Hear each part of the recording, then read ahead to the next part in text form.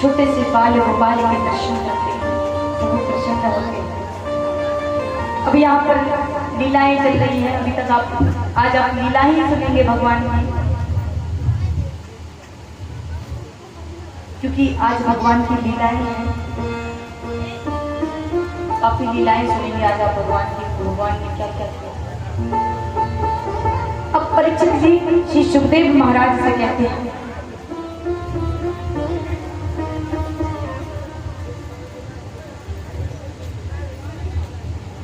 कि आप हमें आगे की प्रभु की लीलाएं बताएं। श्री सुखदेव जी आगे का वृतांत सुनाते हैं।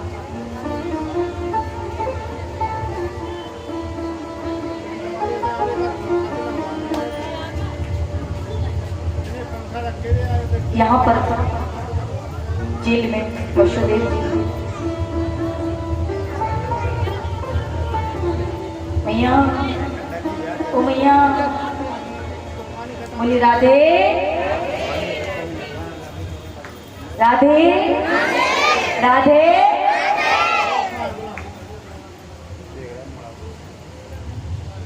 अब महाराज यहाँ पर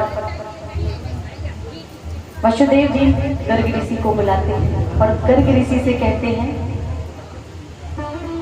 कि आपसे प्रभु एक निवेदन है कि आप गोकुल में जाकर मेरे 2 बालक हैं,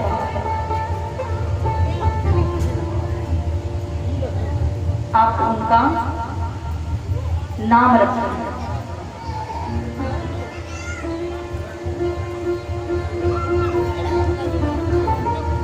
तो वसुदेव जी कहते हैं वहां जाना किसी को बताना मत कि मैंने आपको भेजा।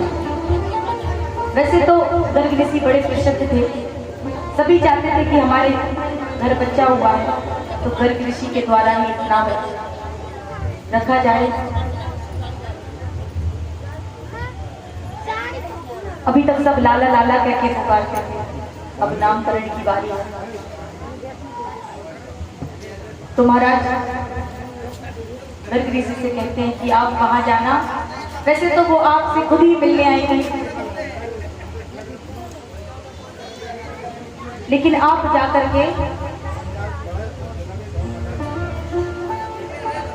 कि कहना कि मैं यहां से गुजर रहा था तो सोचा नंद बाबा से आप ये मत बताना कि मैंने आपको भेजा है।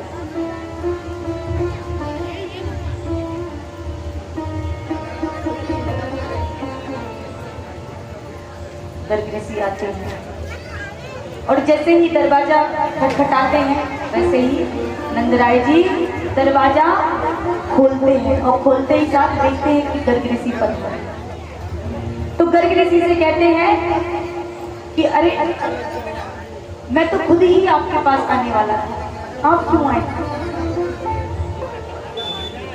तो गर्ग ऋषि कहते हैं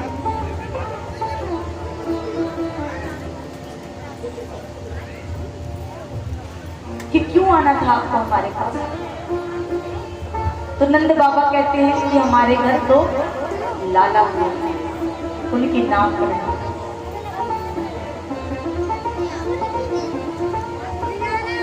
गर्ग ऋषि कहते हैं अच्छा, मैंने तो सोचा था कि मैं यहाँ से निकलूंगा और आपसे मिलता चलूंगा। गौशाला जाते हैं, गौशाला में दोनों बालक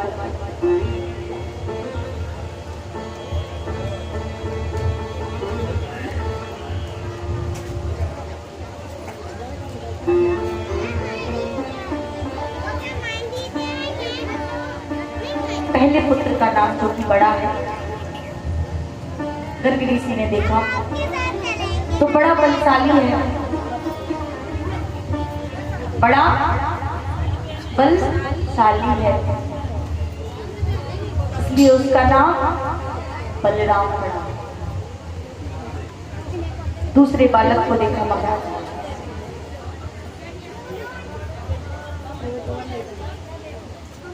दूसरे बालक को देखा तो गर्ग ऋषि बोले कि दूसरा बालक बहुत टेढ़ा है।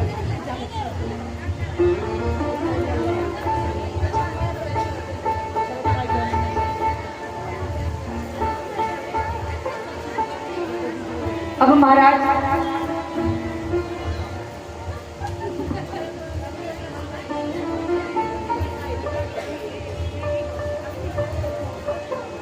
जैसे ही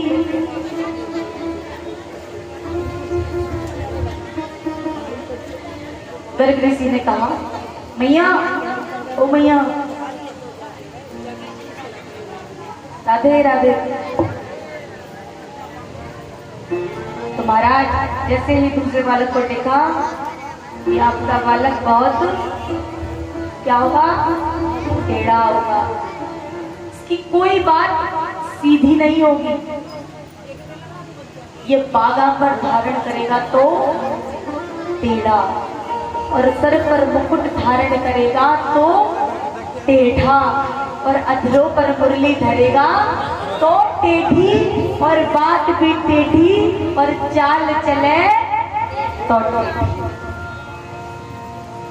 ऐसा टेढ़ा बालक। तो गर्ग ऋषि कहते हैं जैसा बालक टेढ़ा वैसा नाम भी टेढ़ा होना चाहिए, जिसका नाम लेने में जीव को टेढ़ा करना पड़ेगा।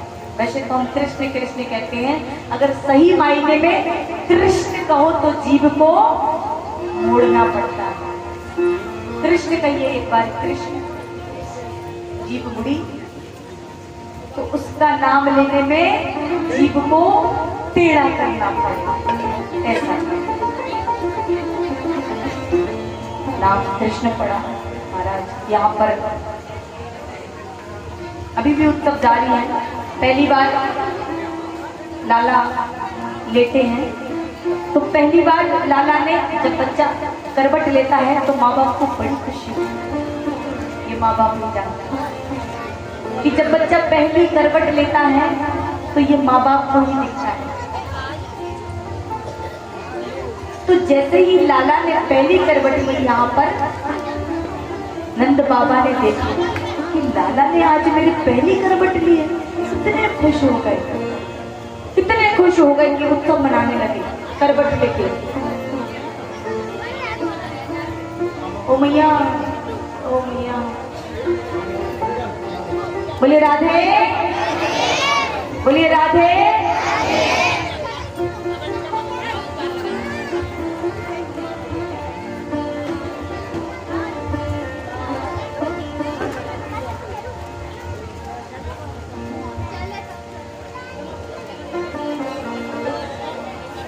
तो महाराज यहाँ पर जैसे ही पहली करवट बदली लाला ने, वैसे ही नंद बाबा ने देखा तो बड़ी प्रसन्नता, और जैसे ही प्रसन्नता हुई बाबा ने उत्सव मनाना शुरू कर दिया। अब यहाँ उत्सव चल रहे हैं, तो मैया ने कहा अभी इतनी सारी घटनाएं हुई, अब हम लाला को ज्यादा नहीं ले जाएंगे कहा। तो मैया ने लाला को सुला दिया, और सुला करके घर में सकाट होता है जिस पर दही हांडी की मटकियां रखते हैं, जिसको कुछ और बोलते हैं गांव में, सीका बोलते हैं गांव में, सकट, लेकिन ब्रजभाषा में सकट, सकट है। उसके ऊपर बड़ी बड़ी हांडियां रखी हैं, दहियों की, दूध की, माखन की, क्योंकि नंद बाबा का घर है। तो मैया ने कहा कि अगर मैं इसे पालने में झुलाऊंगी तो कोई भी आकर ले जाएगा, सब देख लेंगे। तो मैया ने क्या किया, सकाट के नीचे झुला दिया ताकि कोई मेरे लाल को ना देखे। और जैसे ही लाला को सकाट के नीचे सुला दिया और मैया उत्सव मनाने चली।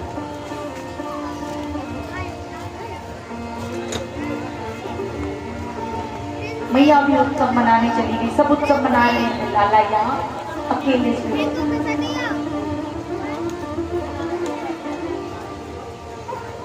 अब एक पूतना का भाई कंस इतना आराम से बैठने वाला तो था नहीं। पूतना का भाई सक्टासुर, कौन था? सक्टासुर। उसे भेजा, आता है सक्तासुर बालक को देखता है तो कहता है, अरे इतना सा बालक है, इतना सा, फिर भी पूतना नहीं मान पाई। छोटा सा बालक है तो अगर मैं अपना पैर ही इस पर रख दूं तो इसके प्राण निकल जाएंगे। कितना सा बालक है, छोटा सा बालक। तो वो देखते हैं और जैसे ही सक्तासुर प्रहार करने के लिए आगे आता है, वैसे ही भगवान जो बड़ी बड़ी हांडियां रखी थी उनमें अपना चरण लगाते हैं और वो हांडियां सारी गिरके सक्तासुर के ऊपर गिर जाती हैं। इससे सक्तासुर का वध होता है। और लाला यहाँ पर खूब रो रहे हैं। जब हांडियों के गिरने की आवाज सब सुनते हैं, मैया सुनती है, बाबा सुनते तो दौड़े दौड़े भागे आते हैं। अरे क्या हुआ, अरे क्या हुआ। लाला को जल्दी से मैया गोद में ले। अब नुकसान तो हुआ, सक्तासुर का वध तो हुआ, लेकिन उसके साथ साथ नुकसान भी हुआ, क्योंकि थोड़ी बहुत मटकियां रखी हो तो चले। उस समय व्यापार ही दही माखन का होता था, बहुत नुकसान। अच्छा, आपके घर में कोई बेवजह कभी नुकसान हो? बेवजह, क्योंकि बेवजह तो कोई चीज होती नहीं। बेवजह कोई नुकसान हो जाए तो समझना हम सांसारिक चीजों में ज्यादा घूम रहे हैं और भगवान की तरफ। आजकल एक छोटी सी बात है कि जब पूतना ने वध किया तो भगवान भोग लगा रहे हैं। छोटी सी बात है, आजकल लोग भोग कैसे लगा रहे हैं? थाली में भोग रखा और भगवान के सामने रखा और जल्दी से खींचा और पानी पिलाया, भोग लगाया।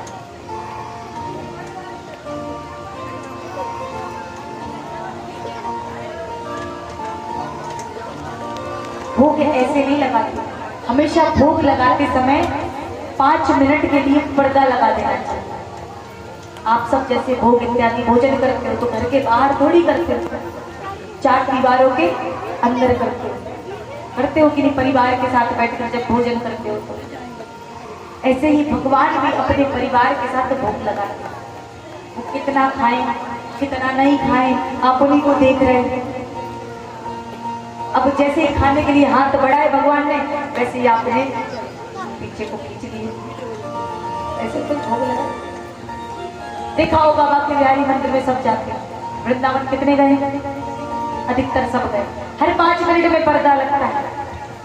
वहां की 2 विशेषताएं, एक तो भोग लगता है और दूसरा मेरा श्याम किसी से नजरे ना मिला बैठे, क्योंकि भक्त को कभी भगवान अलग नहीं करते। भक्त को खुद से भगवान कभी अलग नहीं कर सकते। और इतना प्रेम हो जाए भगवान से कि भगवान साथ में चले जाए। एक बार ऐसा ही हुआ था।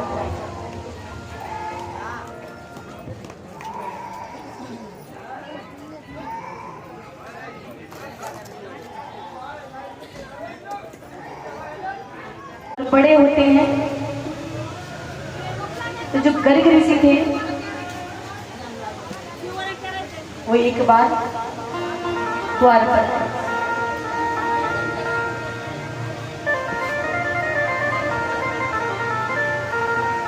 पर आए तो नंद बाबा और मैया ने स्वागत किया।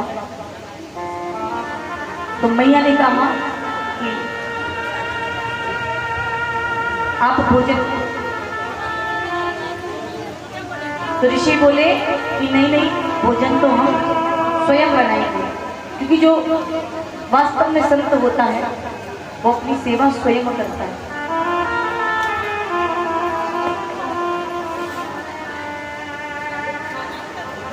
तो ऋषि बोले कि मैं अपना भोजन स्वयं बनाऊंगा। तो सामग्री तो मंगवाई जाए, पूरा सामग्री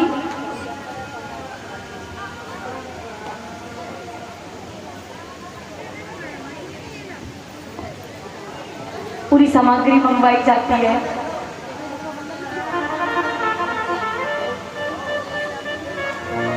गर्ग ऋषि खीर बनाते हैं।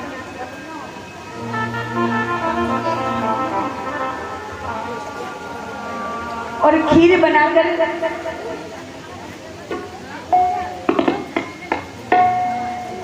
मैयाओं को गर्मी लग रही है, जरा पंखे की व्यवस्था पूरी व्यवस्था करी जाएगी आपको, ताकि आप ये ना कहें कि महाराज ऋषि में बैठे।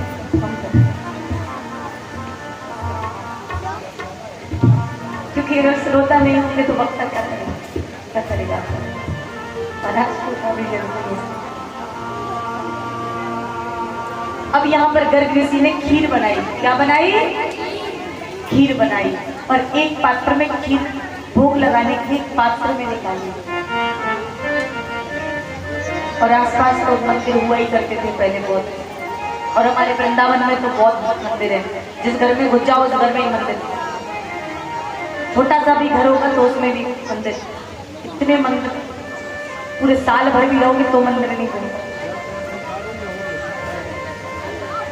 एक पात्र में खीर निकाली और भोग लगाने के लिए आंखें बंद की।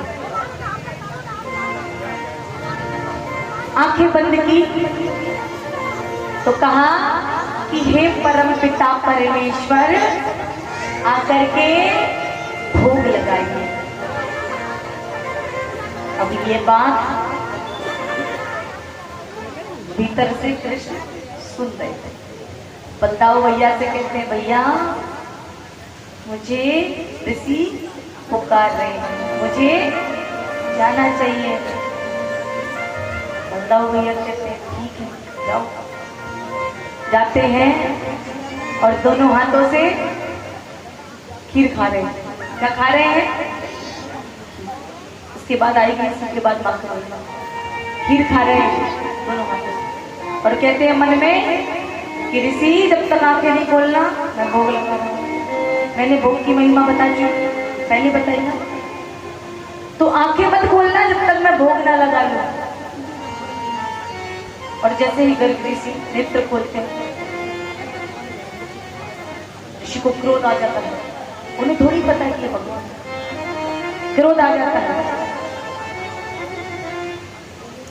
हे नंदराय जी, देखो तेरे लाला ने मेरा प्रसाद झूठा कर दिया। कैसा है तेरा लाला? मैंने भगवान के लिए भोग निकाला था और देखो इसने झूठा कर दिया। अब ऋषि महात्माओं के लिए झूठा भोग बड़ा महत्व रखता है। अब वो झूठा कोई भी करते लेकिन झूठा हो गया। मैया कहती है महाराज बालक है छोटा सा, गलती हो गई, आप दोबारा बना दीजिए। मैं दूसरी सामग्री मंगवाती हूँ। दूसरी सामग्री मंगवाई, फिर दोबारा खीर बनाते हैं, फिर पात्र में खीर निकालते हैं, फिर भोग लगाते हैं। हे पिता परमेश्वर, आकर के भोग लगाओ। और फिर भगवान कि भगवान है तो भोग तो लगाएंगे, जब बुलाएंगे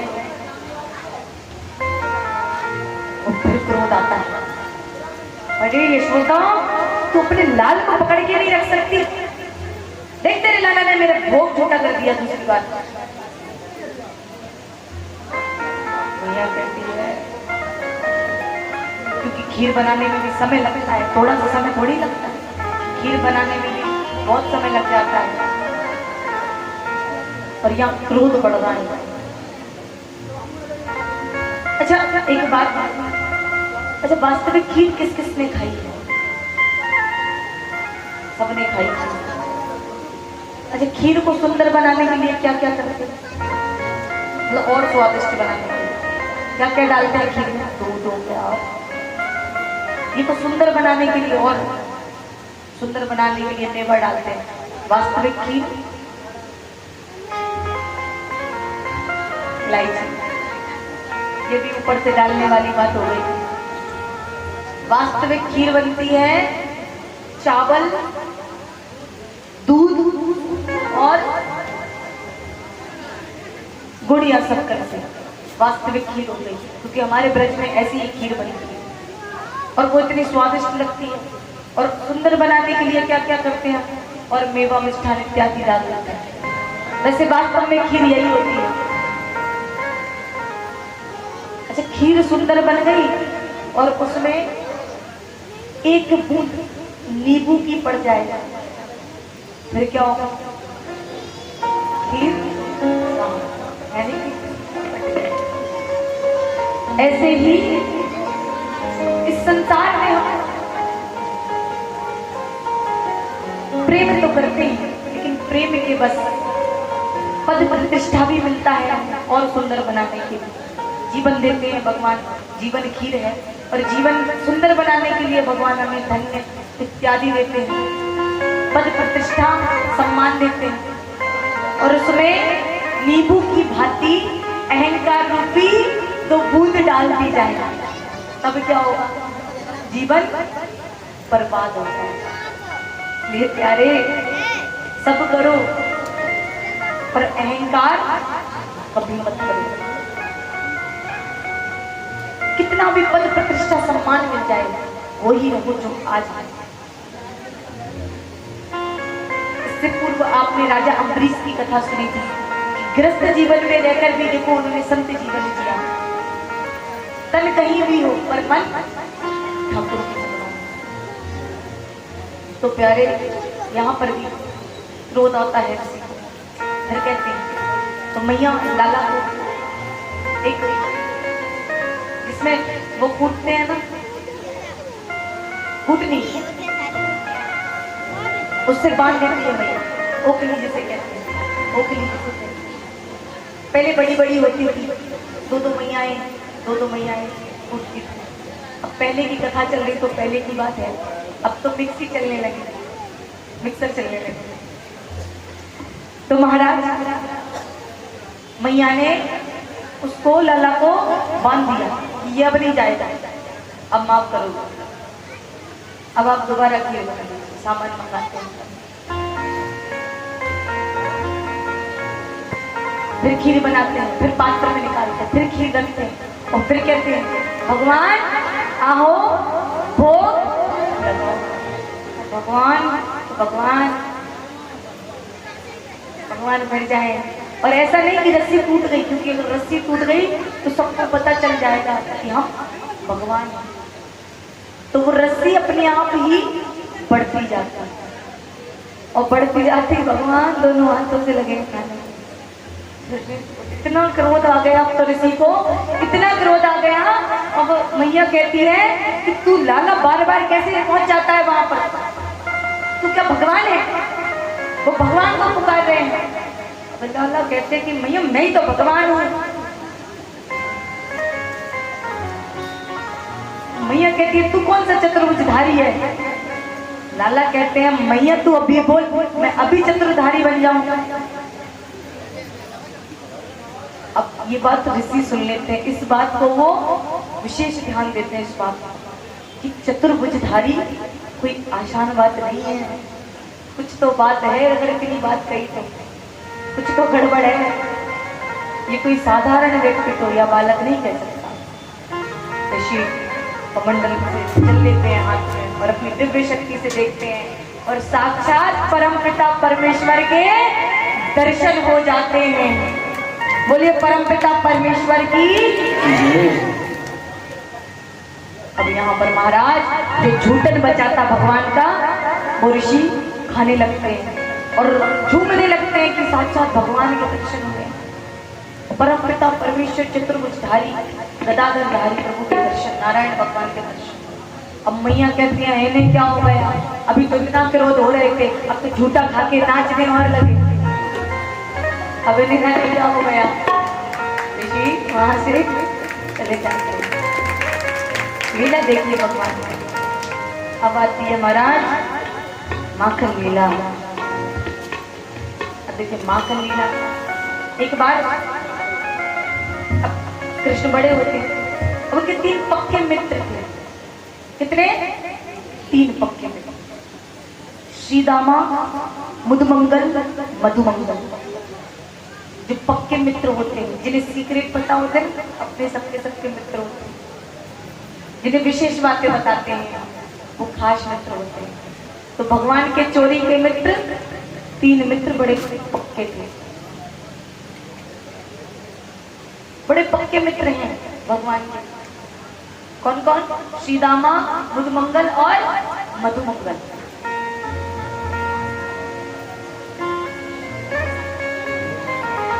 अब यहाँ पर बड़े होते हैं थोड़े से। अब भगवान कहते हैं चोरी करो, लीला करो, क्योंकि यशोदा मैया ने चोरी लीला का, माखन चोरी लीला का कभी अनुभव नहीं किया। तो भगवान ने कहा एक काम करते हैं कि चोरी सबसे पहले कहां से शुरू करते हैं? अपने ही घर, क्योंकि पक्का बनते हैं अपने ही घर से। तुम्हारा भगवान ने सोचा एक कमरा होता था पहले, कहीं माखन इत्यादि होगा, एक अलग से कमरा बनाया जाता है। गांव में आज भी होता है कि अन्न मठे का एक अलग से घी का कमरा अलग होता है, जिसमें कोई जाता नहीं है। महाराज दही रखा, माखन रखा। अब भगवान पहली बार माखन चुरा रहे हैं और भगवान ने देखिए अपने आप को कभी नहीं देखा, अपने आप को कभी शीशे में नहीं देखा, आईने में नहीं देखा। अब भगवान गए और यशोदा मैया और रोहिणी मैया ये दृश्य लीला पीछे से देख रही हैं। कमरे की चौखट के उस तरफ खड़ी और दोनों लीलाएं देख रही हैं। तो लाला जैसे ही जाते हैं माखन चुराने के लिए, वैसे ही उन्हें वहां प्रतिबिंब दिखाई देता है। क्या दिखाई देता है? प्रतिबिंब मतलब आईना, शीशा, जिसे हम खुद को ही देखते हैं।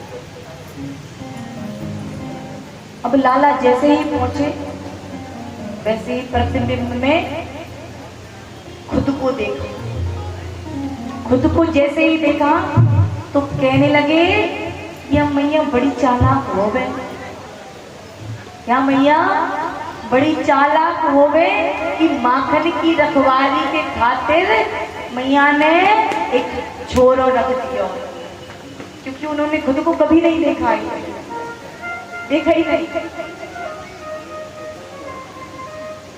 अब लाला कहते हैं देखो एक बात कहते हैं, मैं यहाँ चोरी करने तो नहीं आया। अब अपने आप से ही बात कर रहे हैं और ये लीला यशोदा मैया और रोहिणी मैया दोनों देख रही हैं, बड़ा आनंद ले रही हैं। पर तुम किसी से कहना नहीं। अब जैसे भगवान बोले कि कहना नहीं, वो प्रतिबिंब भी वही बोले कहना नहीं, तो उसने भी सर हिलाया। तुम्हारा आपस में बात कर रहे हैं। अब जैसे ही माखन निकालते हो और माखन निकाल के उसे देने लगते हैं तो प्रतिबिंब भी वैसे ही करने लगता है। तो लाला कहते हैं ये ठीक हुआ, मैं भी चोर और तू भी चोर, और चोर मौसेरे भाई, तू भी चोर मैं भी चोर। देख तू मैया से कुछ ना कहना, मैं तेरी मैया से कुछ ना कहूँगा, दोनों मिलकर माखन खाएंगे। लीला मैया देख रही बहुत देर से, और जैसे ही माखन खाने को हुए भगवान ने माखन का भोग तो नहीं लगा पाया, पीछे से मैया की आवाज आई, कन्हैया, अरे ओ कन्हैया। लाला कहते हैं हाँ मैया। अब लाला सोच रहे हैं कि मैया ने देखा तो नहीं, कहीं चोरी करते हुए देख लिया होगा। मैया हंस रही, खुश हो रही है बड़ी। मैया कह रही लाला तू इधर क्या कर रहा है? लाला कहते हैं मैया मैं इधर कुछ करने नहीं आया। अब जो चोर होता है ना, जो गलत इंसान होता है, वो ज्यादा सफाई देने लगता है, ज्यादा सफाई के चक्कर में बिक जाता है, क्योंकि कहीं ना कहीं ऐसे शब्द निकल जाते हैं कि वो पकड़ में आ जाता है अपने आप। तुम्हारा यहाँ ठाकुर जी बोले कि मैया मैं यहाँ, अरे वो एक चोर है, वो चोरी करने आया था अपने यहाँ। अब लाला ने कहा इससे पहले वो मुंह खोले, इससे पहले मैं खुद बता दूं मैया। मैया से कहने लगे, मैया तूने तो यहाँ माखन रख दिया, यहाँ पे एक छोरो आयो माखन चोरी करने की खातिर। मैया कह रही यहाँ छोरो आयो? लाला बोले हाँ, और मैं नंदराय को छोड़ा, मैं चोरी नहीं करने देता उसको, मैंने उसको चोरी नहीं करने दी। एक कारो करूटो सो मोड़ा चोरी करने आए, खुद को ही कह रहे हैं। भैया यहाँ पे एक करिया कलूटो सो मोड़ा चोरी करने आए। मैया हंस रही है। मैया कह रही है लाला बता किधर है? मैया का हाथ पकड़ते हैं। लाला कहते हैं या है वो चोरा मैया जो करिया कलूटो सो मोड़ा। मैया कहती है लाला कि कोई और नहीं, ये तू ही है। लाला कहते मैया मैं कैसे? मैया अब चलो खुद को नहीं देखा कभी, मैया को तो देखा, तो मैया लाला को गोद में लेती है और कहती है अब देख, तेरी मैया और उसकी मैया एक तो नहीं हो सकती ना, देख तेरी मैया भगवान उस वक्त खुद को। अब यहाँ पर लीला चलती है भगवान। दूसरी बार चोरी करते हैं, दूसरी बार ऐसा करते हैं चोरी करना। दूसरी बार में जैसे ही भगवान ने भोग लगाने की कोशिश की, माखन निकाला और मुख में लगा लिया, और मैया ये लीला देख रही है, और ये लीला देख करके आती है, अरे ओ लाला। अब कान्हा कहते हैं अब तो मैं पकड़ा गया, अब मैं क्या बोलूं मैया को? अपने सफाई में अपनी समस्या के हल में लग गए, क्या बोलूं क्या बोलूं। अब लाला मैया बोली कि ये तेरा हाथ गंदा कैसे हुआ? लाला ने कहा मैया, अब लाला ने कहा मैया क्या बताऊं, एक समस्या में डूबा हूं मैं। मैया बोली समस्या तो बड़े बड़े को हो गए, समस्या तो बड़े बड़े को हो गए, अभी तू छोटा सा तो बालक है, तुझे क्या समस्या? अरे मैया क्या बताऊं कि एक वैद्य ने कहा था जो सोने का कंगन तूने हाथ में पहनाया ये गर्मी में बड़ा तपता है, इसकी जलन होती है, तो एक वैद्य ने बताया था कि जा करके दही के मटके में हाथ। भगवान ये भूल गए थे कि भोग लगा ही चुके हैं, मुंह में माखन लगाए। तो मैया कहती है या तक तो ठीक है, भगवान कह रहे हैं कि भोग तो मैया कहती है ये मुख तक कैसे पहुंचा? भगवान को ध्यान आता है। भगवान कहते हैं अरे मैया एक ही तो शरीर है, या की जलन पहुंचते पहुंचते मुख से पहुंच गई, और मुख तक पहुंचते पहुंचते उधर तक पहुंच गई, इसलिए मैंने सीधो माखन खाई लिया।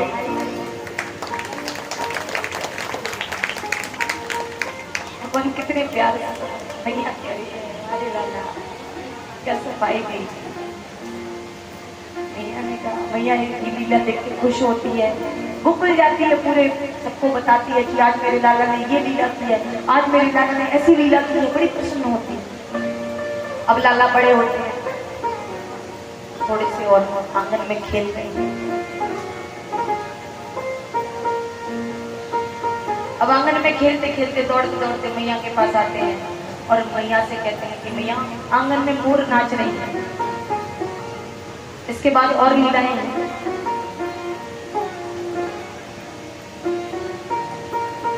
मोर नाच रही हैं, तो भगवान मोर को तो जानते थे, मोरनी को नहीं जानते।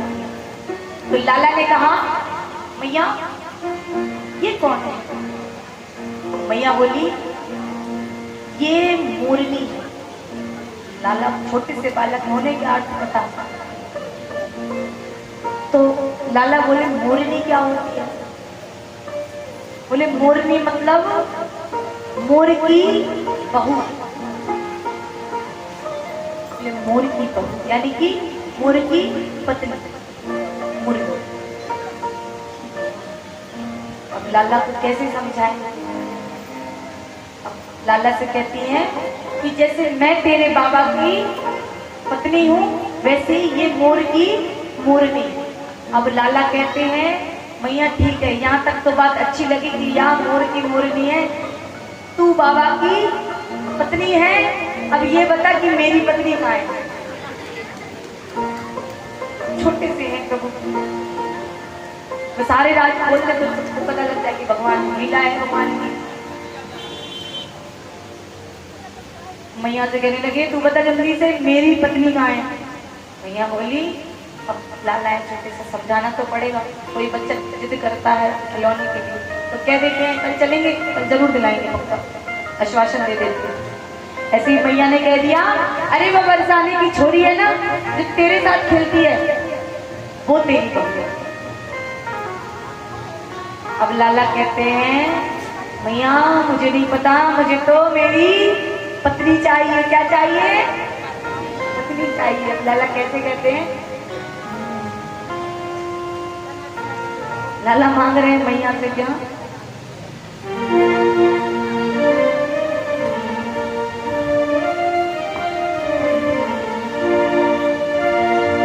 कि 5 बरस के पीछे पड़ गए माँ के, मेरो ब्याह करा दे मैया, कोई जतन लगा के।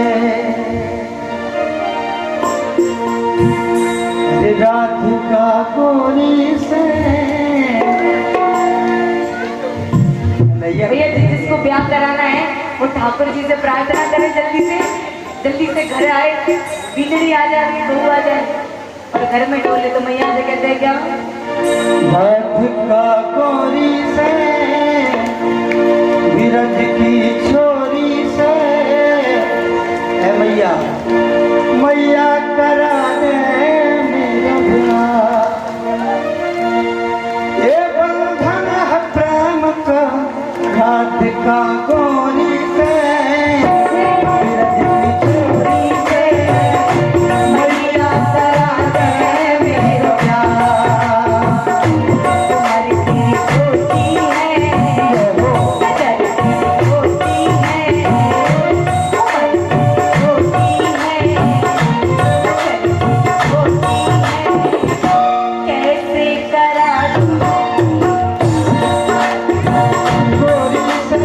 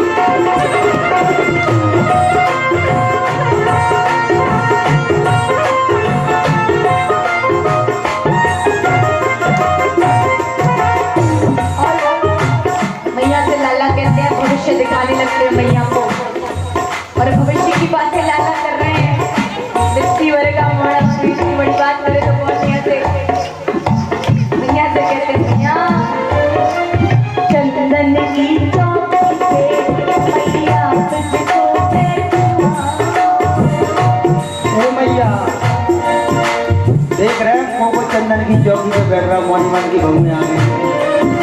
अरे चंदन की ज्योति मैया तुझको बैठाऊं, चंदन की चौकी पे मैया तुझको बैठाऊं, चंदन की ज्योति पे मैया तुझको बैठाऊं, अपनी राधासी में फिर कर तेरे दरबार, अपनी दुल्हनिया से माँ चरण तेरे दबाऊं, दुल्हनिया से फिर कर तेरे दरबार,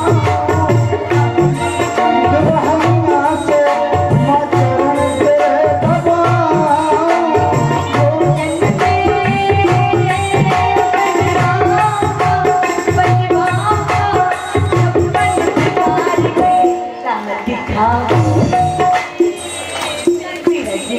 झोली से मैया करा के जागा सही बताइए, 56 प्रकार के भोजन मिल रहा है कि नहीं मिल रहा है?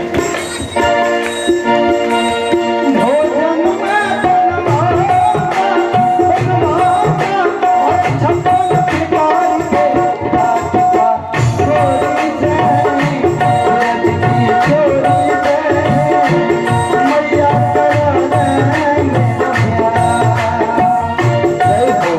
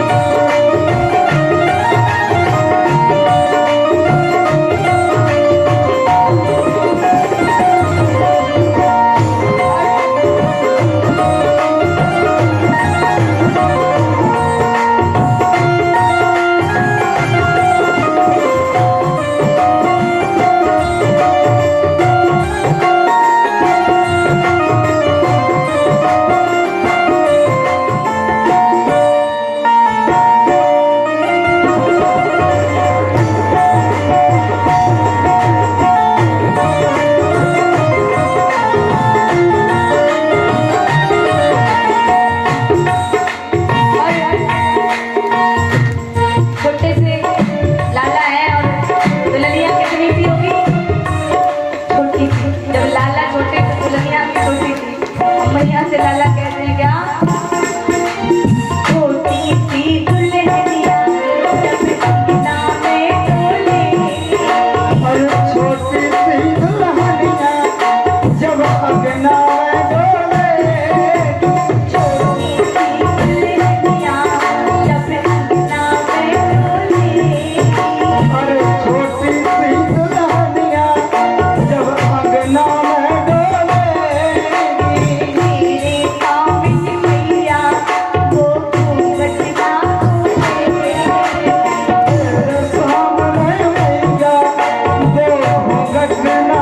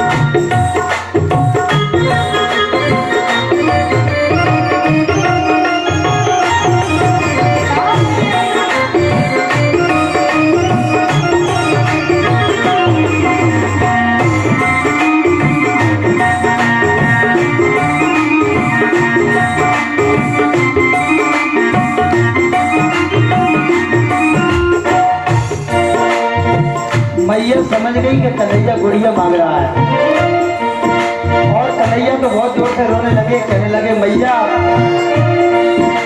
अरे बन्ना मोह बना दे मैया और मैं बरसाने जाऊंगा। ए मैया और मैया धर दे, ओ मैया धर दे, ओ मैया धर। महाराज तेरे माथे मुकुट विराज। तेरे माथे